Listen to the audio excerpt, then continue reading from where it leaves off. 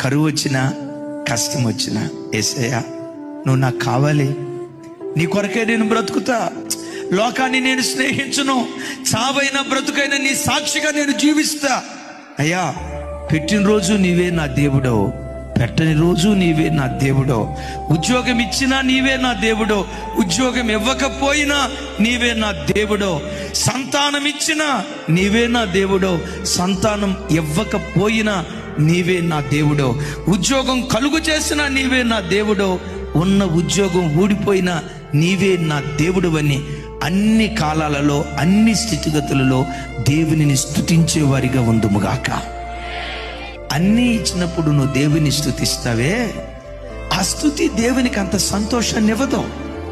కరువులో, కష్టంలో, ఆపదలో, అపాయాల మధ్యలో, నీ కష్టకాలంలో దేవుని స్తుతిస్తావే,